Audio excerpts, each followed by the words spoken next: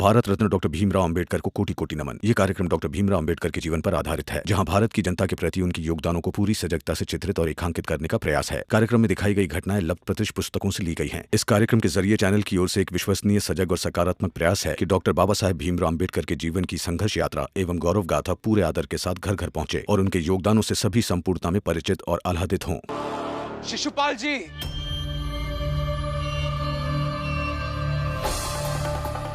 चलिए बाबा, घर चलते हैं। अब थोड़ा सुकून मिला, अच्छे से खाएंगे और सोएंगे। चलिए। रुकिए शिशुपाल जी, तू कुछ कहने के लिए नहीं, कुछ सुनाने के लिए रोका आप सबको, और आप सबको सुनना पड़ेगा।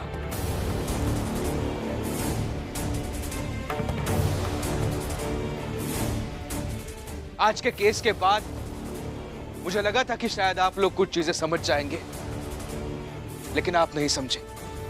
कोई बात नहीं, मैं समझाऊंगा आपको।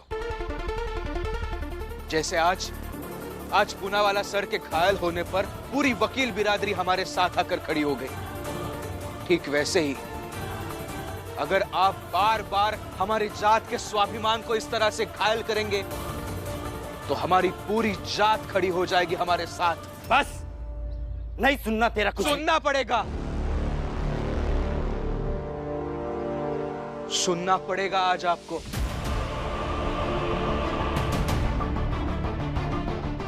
हर बार आपकी ज्यादतियों से खुद को और खुद की जात को बचाता रहता हूं मैं, लेकिन आप रुकने का नाम ही नहीं ले रहे हैं। आपकी ज्यादती तो बढ़ती ही जा रही है। इसलिए आज आपको सुनाऊंगा और आपको सुनना पड़ेगा। क्या कह रहा था मैं? हाँ, ऐसे ही अगर हमारी जात के स्वाभिमान को आप घायल करते रहेंगे ना, तो हमारी जात के सारे लोग हमारे साथ आकर खड़े हो जाएंगे और फिर हम सब मिलकर आपको हराएंगे।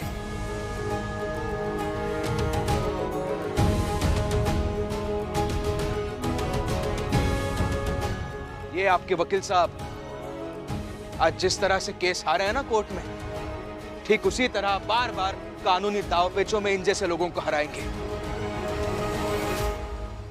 ये समाचार पत्र के मालिक, बहुत पैसे है ना आपके पास, पैसों का घमंड है ना आपको, ऐसे पैसों वालों को भी हराएंगे।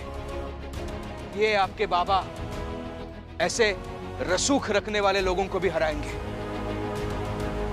और आप जिन्हें अपनी ताकत और अपनी लाठियों का घमंड है, आप जैसे बाहुबलियों को भी हराएंगे हम।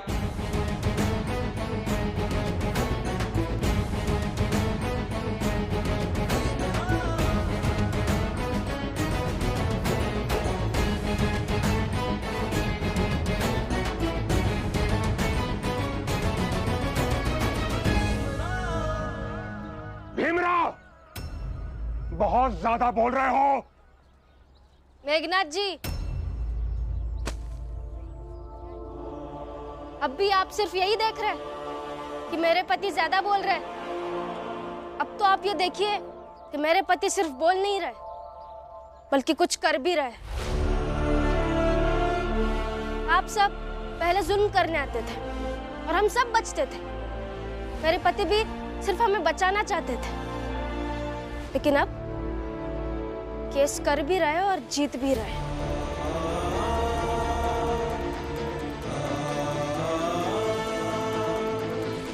और कल को ये अखबार के दफ्तर में भी वापस जाएंगे और काम भी करेंगे।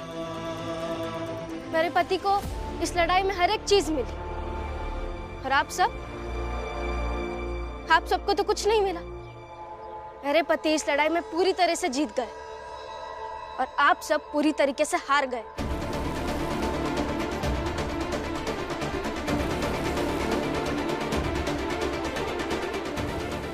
पर आप फिर भी कह रहे हैं कि मेरे पति सिर्फ बोल रहे हैं।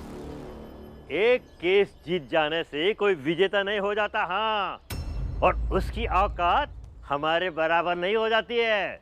बहुत अच्छी सोच है सेठ जी आपकी। इस सोच को बनाए रखिए, ताकि इस केस की तरह ही एक एक जीत से भीम अपनी जीत की कहानी लिखता जाएगा। और आप सब लोग अपने मन को बहलाते रहना कि अकेला भीम क्या कर लेगा। एक बात और, इसी पूरन का केस लड़ने पर हम चाल वालों ने भीम को चाल से बाहर निकाला था। तब भीम ने कहा था वो पूरन का केस जीतेगा तभी इस चाल के अंदर आएगा। मेघनाथ जी, मेरा बेटा जब बाहर जीत कर आता है तो एक बड़ा योद्धा हो जाता है, और एक बड़ा योद्धा हमेशा बड़ी लड़ाई जीतता है।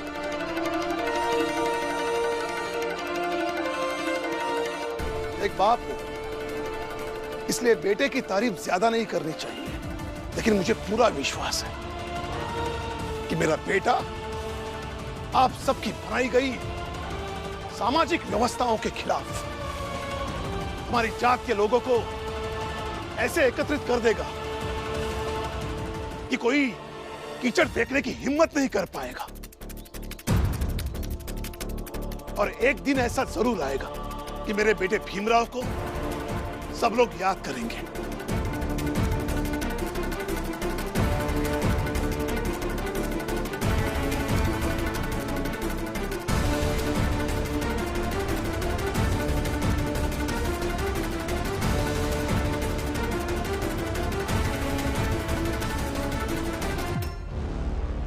राम जी, ख्वाब वैसे देखो और दिखाओ सबको जो कभी पूरा हो सके।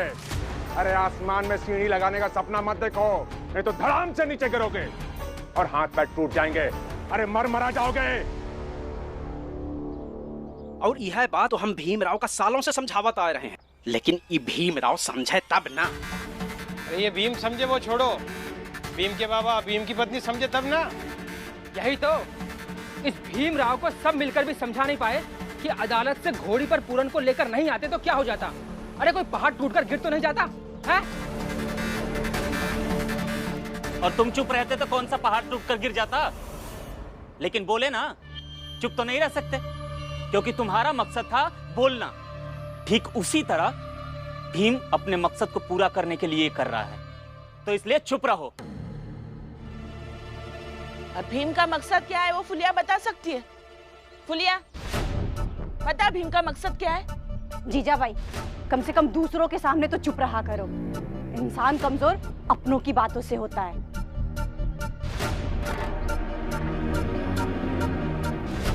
फुलिया काकी, आप भी बोलिए बोलिए बोलिए।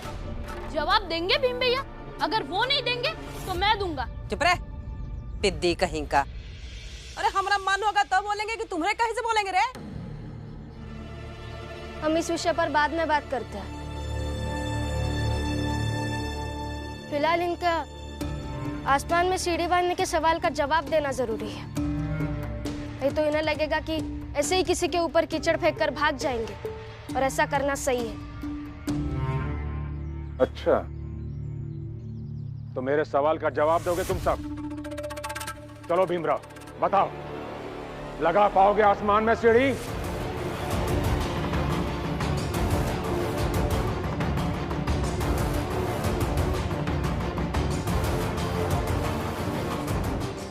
अरे बोलो, लगा पाओगे आसमान में सीढ़ी?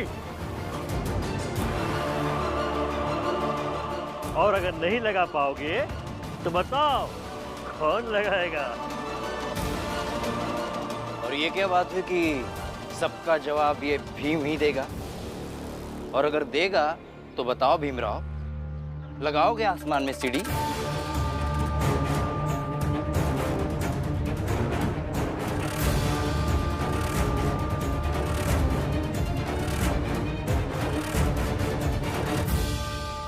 बोलो, है कोई जवाब? भीम, इनके वाया सवालों का जवाब देने की कोई जरूरत नहीं। नहीं बाबा, सवाल पूछा है तो जवाब तो देना पड़ेगा। ठीक है, आपके सवाल का जवाब यह है कि हम में से कोई भी आसमान में सीढ़ी नहीं लगा सकता।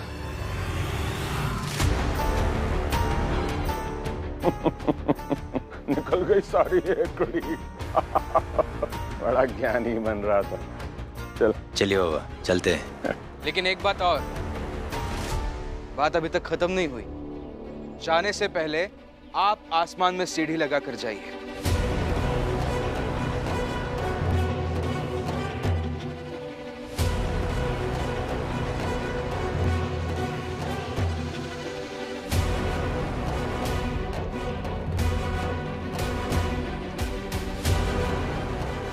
हम सब देखना चाहते हैं कि आप लोग आसमान में सीढ़ी कैसे लगाते हैं।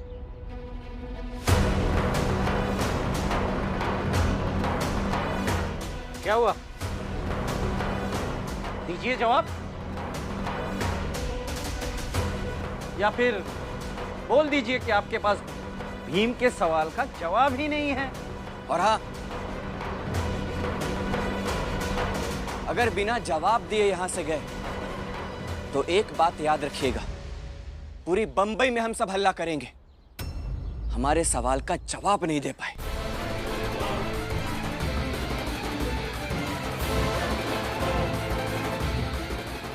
दीजिए जवाब, लगा पाएंगे सीढ़ी? दिग्नाथ जी, सवाल का जवाब दीजिए। इतने सालों से आप सवाल पूछते थे और हम जवाब देते थे। आज पहली बार भीम ने सवाल पूछा है। सवाल पूछना बहुत आसान है, लेकिन उस सवाल का जवाब भी खुद को आना चाहिए मेघनाथ जी।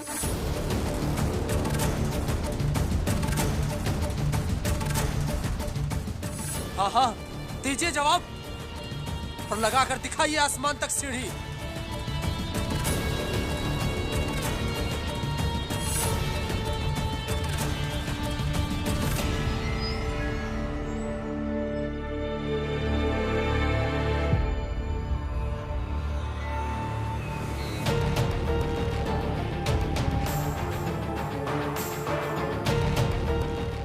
आप सब ऐसे मुझे क्या देख रहे हैं? यही कि तुम जो कूद कर गई थी पूरन को देखने, उससे क्या हुआ? तुम्हारा चेहरा बदल गया? या तुम्हारे सर पे सींग उग गए? या तुम अब राजा महाराजा के यहाँ नौकरी पा गई? मैंने ऐसा कब कहा था? हाँ, नहीं कहा था तूने, लेकिन जैसे मैं गई थी वैसे मैं बताना तो पड़ेगा ना, क्या मिला वहां जाकर। तो फिर समय की बर्बादी तो हुई ना। ये सब छोड़िए साहब, बड़े साहब यहाँ आ रहे। वो रास्ते में चाय की दुकान पर चाय पी रहे थे और बात कर रहे थे, तब मैं समझी। और वो कह रहे थे कि वो आपका ओहदा बढ़ाने वाले और आपका पगार भी बढ़ाने वाले।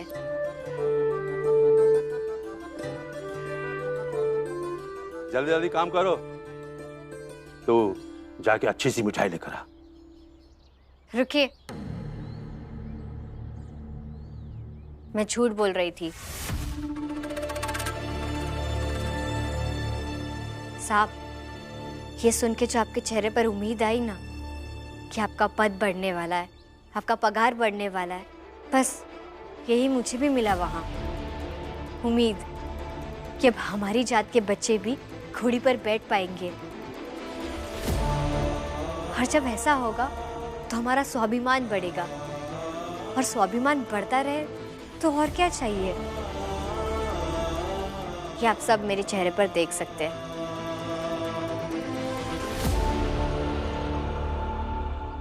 सब मिलकर हमारा चेहरा मत देखिए, जवाब दीजिए।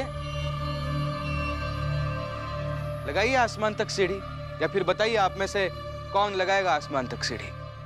ए, बेवकूफ समझ रहा है क्या हमें कि आसमान में सीढ़ी लगेगी? तो हमें बेवकूफ समझाया क्या आपने कि हम आपके सवालों का जवाब देते जाएंगे?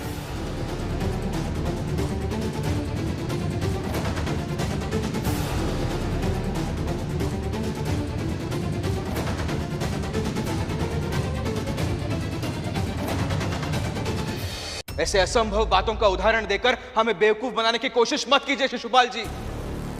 और यही आप बार बार करते आए हैं। लेकिन हम सब मिलकर धीरे धीरे आपकी हर साजिश और उस साजिश की काट ढूंढने लगे हैं, ताकि आगे से आप ऐसे बेहुदा सवाल पूछकर हमें परेशान ना करें और हमारा मनोबल ना तोड़े।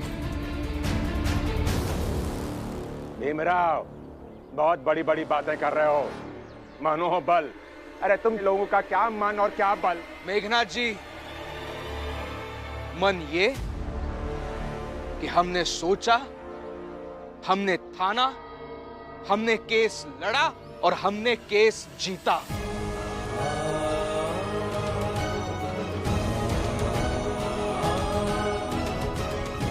और बल ये कि हमारे केस जीतने के बाद आप अपना जीवन शांति से जी नहीं पा रहे हैं।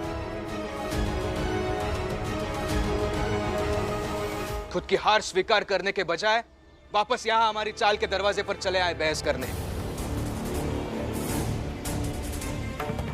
देखिए, आज हमारे लिए बहुत खुशी का दिन है और ऐसे खुशी के मौके पर मैं आपसे और बहस नहीं करना चाहता। चले जाइए यहां से सब लोग। लेकिन हां, बस एक बात कहूंगा, जो हर लड़ाई के परिणाम के बाद कहता हूं, वही बात आज वापस कहूंगा। लड़ने, झगड़ने, खुद को बड़ा समझने या दूसरों को नीचा दिखाने से कुछ भी प्राप्त नहीं होगा जीवन में। सब मिलजुल कर रहते हैं, तब जीवन भी अच्छे से गुजर पाएगा और दुनिया भी अच्छी बन जाएगी। अरे ये फालतू का ज्ञान ना इनको बांट, जो तेरे चला चपाटी हैं। तेल और पानी ना कभी मिले हैं, ना कभी मिलेंगे।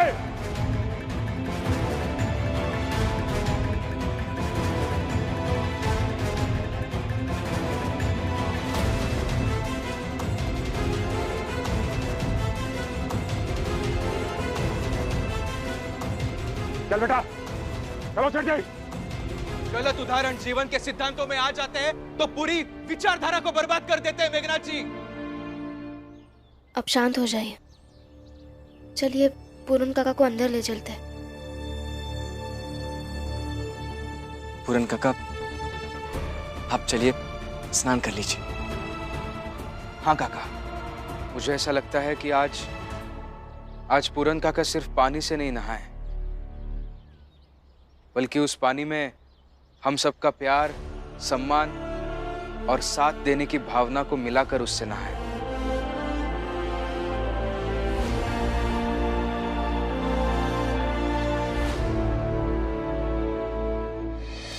इसका मतलब क्या हुआ भीम भैया, समझाइए ना।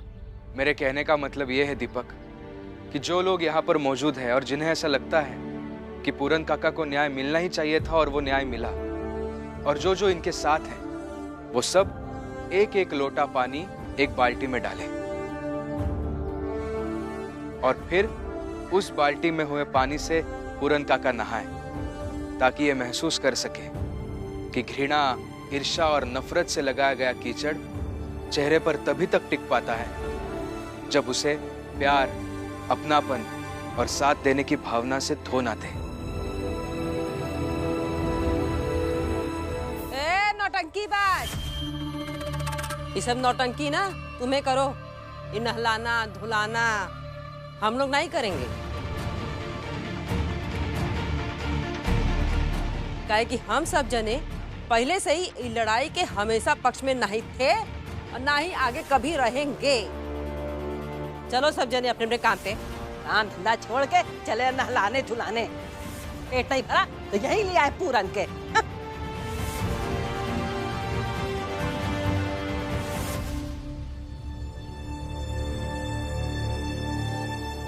जिसको नहीं करना है ना करे, लेकिन हम एक एक लोटा पानी जरूर डालेंगे।